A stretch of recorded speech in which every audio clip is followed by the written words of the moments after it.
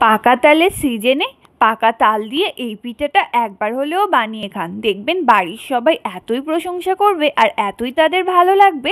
আর ও ঝামেলা করে অন্য কোনো পিঠা বানানোর দরকারই পড়বে না। কম সময়ে খুব কম উপকরণ দিয়ে তাড়াতাড়ি এই পিঠাটা বানিয়ে নেওয়া যায়, একদম রসে নরম তুলতুলে হয়। তো চলো, প্রথমে আমি এরকম একটা তাল ছাড়িয়ে প্রায় 1 কাপের মতো আমি এখানে তালের পাল্প বের করে নিয়েছি। 1 কাপের মতো না, 1 কাপের থেকে একটু বেশিই হবে।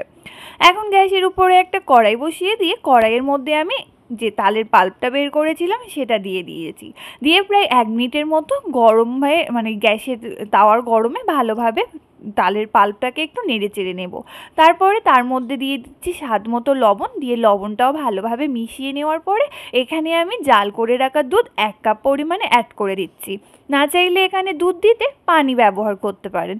এখন খুব ভালোভাবে দুধটাও তালের পাল্পের সাথে মিশিয়ে নেব। নিয়ে যখন দেখবেন এরকম ফুটে উঠেছে সেই পর্যায়ে এতে 1 কাপ পরিমাণে সুজি অ্যাড করে দিচ্ছি। দিয়ে সুজিটা ভালোভাবে দুধ আর তালের পাল্পের সাথে মিশিয়ে নিচ্ছি। একটুখানি নাড়াচাড়া করে মেশানোর সাথে সাথে দেখবেন সুজিটা কিন্তু কড়াইয়ের তলা ছেড়ে দিচ্ছে খুব ভালোভাবে, এবং সুজিটা একদম একটা এরকম ডোয়ের আকারে চলে এসছে। এখন গ্যাসের চুলাটা অফ করে কড়াই থেকে সুজির এই ডোটা নামিয়ে নেব।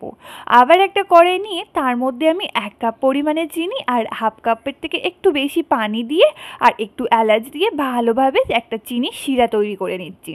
চিনির শিরা বলতে চিনিটা ভালোভাবে পানির সাথে গুলে গেলেই হয়ে যাবে, এখানে বেশি ফুটিয়ে একটা দুটার শিরা তৈরি করার কোনো দরকার নেই। এদিকে শিরাটা ততক্ষণ ফুটুক, ততক্ষণ এদিকে আমি হাতের মধ্যে একটু তেল লাগিয়ে নিয়ে সুজির ডোটাকে ভালোভাবে মেখে নিচ্ছি। একদম স্মুথ কিন্তু একটা ডো এখানে তৈরি করতে হবে। এদিকে আমার শিরাটাও রেডি হয়ে গেছে, তাই গ্যাসের চুলা অফ করে এটাকে নামিয়ে সাইডে ঠান্ডা হতে রেখে দিচ্ছি। শিরাটা আমাদের কিন্তু একদম ঠান্ডাই দরকার। অন্যদিকে আবারও ভালোভাবে ডোটাকে একটু মথে নিচ্ছি, ভালোভাবে একদম স্মুথ করে।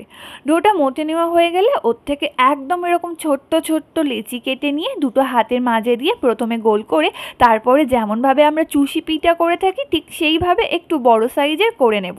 চুষি পিঠাগুলো কি আর ছোট ছোট হয়, এগুলো অনেকটাই বড় বড় সাইজের হয়। আপনাদের যেমন সাইজের করার মানে ইচ্ছা বা পছন্দ আপনারা তেমন সাইজের করে নিতে পারেন, এর থেকে আরও ছোট বা আরও বড় করে নিতে পারেন। তো এখন আমি এরকম একইভাবে সবগুলো করে নিয়েছি। গ্যাসের উপরে একটা কড়াইতে বেশ কিছুটা পরিমাণে তেল ভালোভাবে গরম করে নিয়েছি। নিয়ে অল্প করে এই পিঠা ঝাঁঝরি হাতের সাহায্যে তেলের মধ্যে দিয়ে প্রায় 1 মিনিটের মতো নাড়াচাড়া করব না, ওকে ছেড়েই দেবো। কিন্তু একটার গায়ে কিন্তু একটা লাগবে না, দেখবেন খুব সহজেই কিন্তু এগুলো আলাদা হয়ে যাচ্ছে। ব্যাস এখন নেড়ে চেড়ে মিডিয়াম ফ্লেমে এগুলোকে এরকম ভেজে তুলে নেব। এগুলো ভেজে কিন্তু ডাইরেক্ট তুলে নিয়ে শিরার মধ্যে অ্যাড করে দেব। শিরাটা কিন্তু আমার পুরোপুরি ঠান্ডা, আর এই যে পিঠাগুলো গরম গরম শিরার মধ্যে অ্যাড করে দিতে হবে। ব্যাস এখন আমি সবগুলো একে একে ভেজে নিয়ে শিরার মধ্যে দিয়ে ভালোভাবে নেড়ে চেড়ে নিচ্ছি।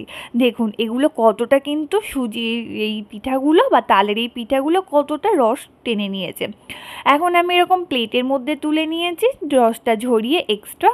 দেখুন কত সুন্দর দেখতে হয়েছে, একদম রসালো তুলতুলে হয়।